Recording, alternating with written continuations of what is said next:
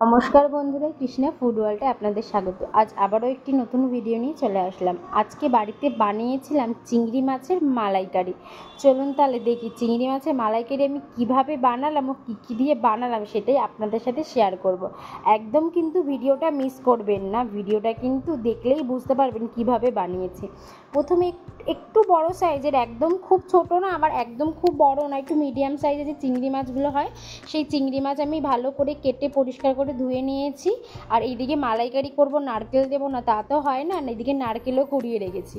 প্রথমে মালাইকারির জন্য চিংড়ি মাছগুলো একটু সেদ্ধ করে নেব বলে কড়াইতে জল দিয়ে দিয়েছি, তার মধ্যে নুন ও হলুদ দিয়ে দিচ্ছি। জলটা একটু ফুটে আসলে তখন কিন্তু এর মধ্যে দিয়ে দেব কেটে পরিষ্কার করে রাখা চিংড়ি মাছগুলো। দেখুন আমি কিন্তু এদিকে জলটা ফুটে গেছে, এদিকে চিংড়ি মাছগুলো কেটে পরিষ্কার করে রাখা সেই চিংড়ি মাছটা কিন্তু আমি দিয়ে দিলাম। আর এদিকে একটা পাত্রে একটু বেশ খানিক গরম জল নিয়ে কিন্তু নারকেলটা যে কুড়িয়ে রাখা নারকেল সেটা কিন্তু গরম জলে ভিজিয়ে দিচ্ছি যেন দুধটা ভালোভাবে বেরিয়ে যায়। এখানে তো পুরোপুরি নারকেলটা ইউজ হয় না, নারকেলের দুধটা ইউজ হয়, সেক্ষেত্রে কিন্তু নারকেলটা একটু গরম জলে ভিজিয়ে রাখলে খুব তাড়াতাড়ি কিন্তু নারকেলের দুধটা বেরিয়ে যায়।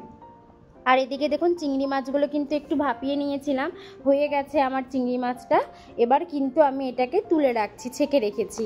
আর এদিকে মশলার জন্য নিয়েছি একটা একটু বড় সাইজের রসুন, মানে এক কোয়াই নিয়েছি।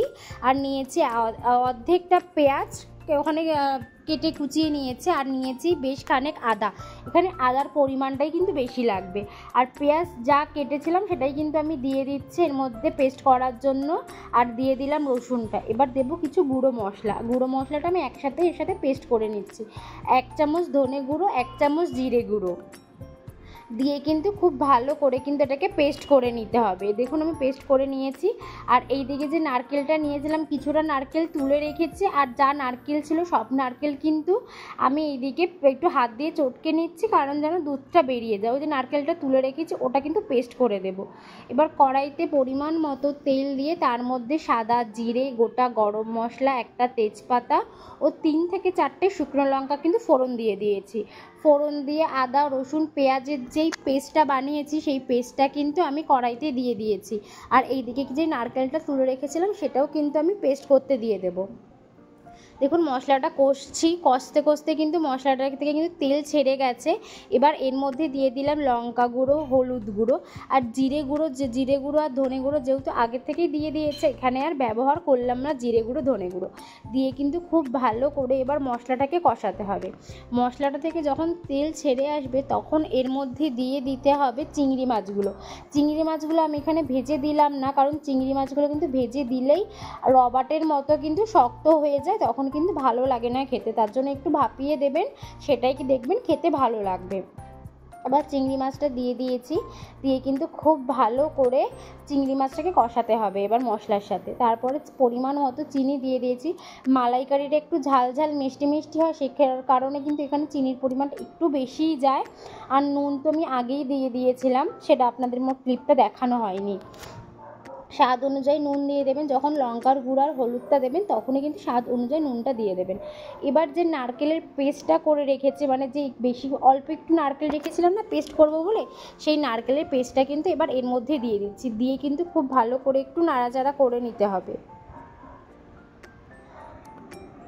এবার মশলাটাকে খুব ভালো করে কিন্তু কষিয়ে নিতে হবে। এখন মশলাটা যখন কষা হয়ে যাবে তখন কিন্তু একদম শুকনো শুকনো হয়ে আসবে, তখন কিন্তু এবার দিয়ে দেবেন এর মধ্যে যে নারকেলের যে দুধটা বার করে রেখেছিলাম সেই নারকেলের দুধটা।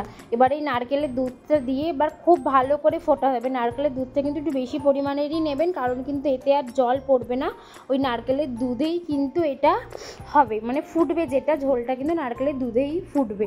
তো সেই ক্ষেত্রে দেখুন ঝোলটা ফুটে গেছে না মালাইকারি। এবার মালাইকারি তো ঝোল ঝোল হয় না, একটু কম ঝোল ঝোল হবে, আর একটু ফুটলেই কিন্তু আমি নামিয়ে ফেলবো। এবার এর মধ্যে দিয়ে দিচ্ছি পরিমাণ মতো গরম মশলা আর দেব ঘি।